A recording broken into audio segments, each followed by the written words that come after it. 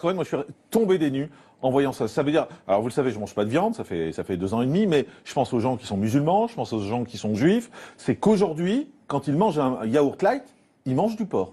Alors, ils peuvent en manger parce qu'en réalité, on se sert de cette gélatine parce qu'en fait, à partir de la couenne de porc, on fabrique de la gélatine et cette gélatine, justement, quand un produit est allégé, on peut pas lui donner une coagulation normale. Il n'aura jamais la forme d'un yaourt. Donc, pour lui donner la forme d'un yaourt, on va rajouter de la gélatine et en l'occurrence, la gélatine la moins chère, c'est la gélatine de porc. Et donc, pendant des années, tant qu'il n'y avait pas d'obligation légale, on mettait la gélatine, on avait un produit allégé qui tenait, qui était consistant, mais en fait, c'était de la gélatine de porc qu'il faisait tenir. Mais on marche sur la tête quand même, excusez-moi, de mettre dans un yaourt de foutre du porc. Enfin, on marche sur la tête. Alors, c'était surtout dégueulasse vis-à-vis des gens qui avaient des contraintes religieuses ou des contraintes alimentaires. Je pense soit aux juifs, soit aux musulmans, soit aux végétariens ou aux végétaliens qui avaient envie de manger un produit et qui en fait découvrent au bout d'un moment que c'est de la gélatine. Ceci étant, sur la pression de beaucoup de gens, on commence à utiliser de la gélatine bovine, mais c'est pas beaucoup mieux. Vous avez un bœuf dans le yaourt et on dit sans arrêt. Vous entendez ce que vous dites? Vous avez un bœuf dans le yaourt, quoi. Excusez-moi.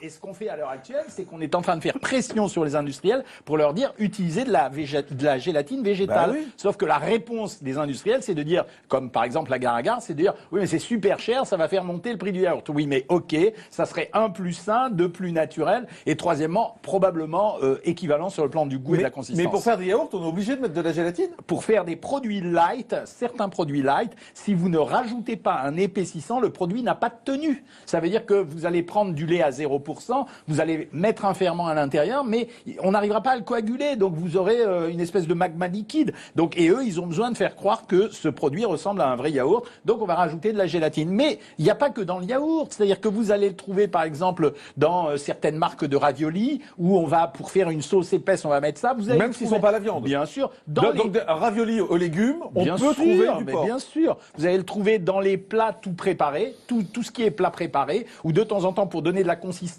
à la sauce parce qu'on n'a pas l'argent pour mettre de la crème fraîche ou pour mettre des produits ou de l'huile ou du beurre, etc. On va rajouter de la gélatine. Donc vous l'avez dans plein de produits. C'est pour ça qu'aujourd'hui, quand vous êtes juif, musulman ou végétarien ou végétalien, vous êtes obligé de regarder sur l'étiquette parce que maintenant, c'est écrit en revanche. Maintenant on est obligé. Il n'y a pas juste écrit gélatine, il y a écrit gélatine de porc. On est obligé gélatine et de préciser l'origine si c'est du beurre, si c'est du porc ou du bœuf. D'accord, mais c'est ou un ou l'autre.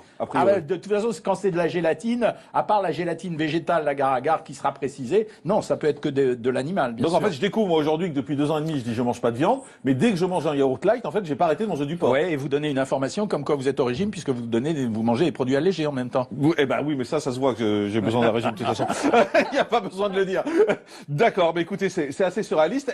Aujourd'hui, à part la Gare-à-Gare, là, c'est ça ce que vous appelez la Gare-à-Gare, c'est le seul moyen de faire des produits on peut rajouter aussi des amidons transformés, c'est-à-dire l'amidon transformé, c'est le produit qu'on trouve notamment dans les pommes de terre. C'est des sucres qu'on va utiliser, qui vont se mélanger, qui vont épaissir la sauce, comme les ménagères qui utilisent, ou les gens qui font la cuisine à la maison, la maïzena ou la farine qui va servir à épaissir un produit. Et dernière question pour conclure, vous dites aux gens aujourd'hui arrêtez de manger du light en fait. Si oui, clairement, arrêtez de manger du light, arrêtez de mettre des édulcorants dans vos produits. On a une nouvelle notion à l'heure actuelle, les édulcorants vous empêchent de manger certes du sucre, mais ils renforcent la tendance à manger du gras. Merci docteur Jean-Michel Cohen, nutritionniste, d'avoir été avec nous avoir appris qu'il y avait un bœuf dans nos yaourts ou du porc dans nos yaourts.